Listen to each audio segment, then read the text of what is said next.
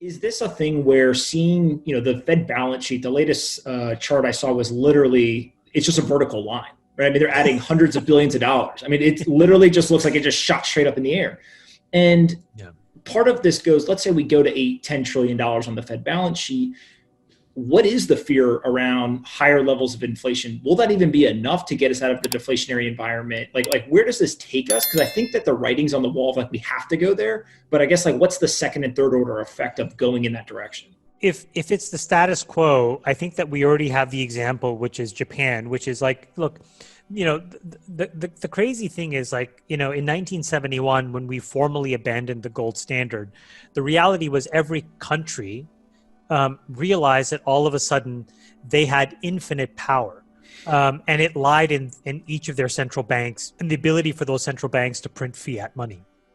And so ever since then, we've just basically been printing ad nauseum, effectively. And what Japan has really shown over the last 20 years is as long as I keep buying my own debt, everything's going to be okay because, I'm paying myself back. And so I'm just round tripping money constantly. I can keep this whole thing afloat for a very long time. So the idea that the typical rules of, debt to GDP matter, they kind of matter, but they don't. Now, America has a different problem in that it has always been the reserve currency. And there's a lot of foreign entities, governments, and otherwise that own American debt, which is a little bit less typical than in Japan. It's true that other people own the Japanese debt, but overwhelmingly it's the Japanese government. So, the United States can go and play this game for a while, but eventually it comes home to roost because you're going to have to start issuing paper at a higher and higher risk premium. The question is, how do you do it? And this is where things become very complicated. And so unless you find a way to break this deflationary cycle, so one can be an explicit decision to just refactor your economy. And I would advocate for that, which is, we decide that, the way to sort of create inflation, meaning how do you grow your way out of this? So not how you issue debt to drive GDP higher, but how you actually grow your way out of this is by putting enough money in the system to actually create incentives to do things differently that actually cause prices to go up. And I think the only way to do that is to economically incentivize and essentially mandate things to be much more domestically created and produced. Because it gets us closer to full employment and it allows people to be more competitive in the job market. And it forces companies to pay employees more. It forces companies to then charge more for their products. And we break the back of this deflationary cycle because we were already on it after 2008 with QE. I think we're going to go faster and faster towards this wall. And the only way you can slow down and veer away from this wall, and I'll tell you what the wall is in a second, is by basically forcing some kind of inflation. In the absence of that, the wall is debasement. It's basically just saying, okay, it's not worth as much anymore. Sorry. And to be very honest, and I don't mean to say this as flippantly as it's going to come off, but that's what third world countries do. It's a dictator playbook. Get all the assets and just print money. And it's not what the American economy should do. It's not what America should do. And it's not what the reserve currency of the world can really afford to do.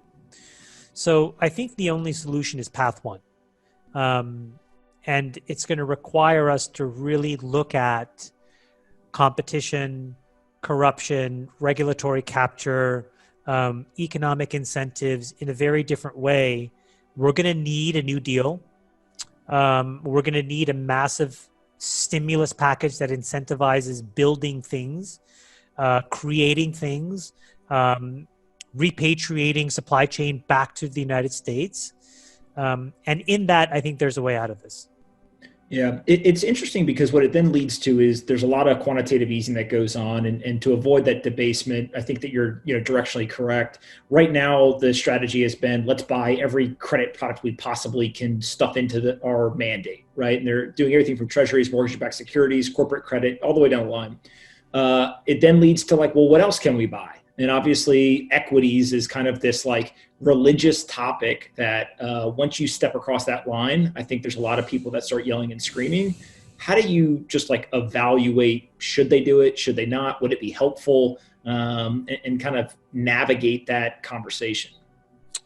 I don't think it's additive, to be quite honest with you. I think the debt markets are much more important to um, the functioning of an economic system than equities are. I think equities are much more of an individual company's game, whereas the debt markets are much more intertwined and interconnected, and they all live in a very complicated ecosystem. Meaning, Carnival's convert doesn't affect Facebook. These are just like not correlated things. They don't really touch each other really. But triple B corporate credit versus triple A corporate credit live in a very interconnected stack ultimately, and those live in a stack that are related to munis and related to mortgage-backed securities and related to the CDS that you layer on top of baskets of all of these things. It's a much more complicated, important market for how capital markets and economies run. Debt is. I think that before the Federal Reserve starts to try to sort of cherry pick equities, which they're not going to. I mean, at the most, they'd buy ETFs, but they'd buy the index. But I think you probably have a much bigger problem, which is what do you do about pensions? And I think before you start speculating in equities, I think there's probably a massive bailout of a bunch of these pensions that have to happen. And I think that there would be more political support for that before there was political support for buying equities. Yeah. I mean, the pension issue is so bad in some areas, right? Bad. I mean, just literally when you look at the numbers, you're like, it's impossible to get back to where they need to get. I don't care if they've got the best, investors in the world running these things. Is the solution only a bailout, right? Or let it fail? I mean, is that basically it's a binary, let it fail or bail them out? And well, you have to bail them out. Choose? The bailout isn't going to be to corporates. I think the bailout is going to happen at the city, county, and state level. And here's the problem is that you can't politicize that, meaning you can't bail out, the Houston Fire Department pension because the city of Houston issued these bonds, or, the state of Texas issued some general obligation bonds. So this is a very complicated thing that once you start to do it, you have to do it for everybody. And this is where, again, I go back to like, before you go there, you have to realize that that is a never-ending spiral.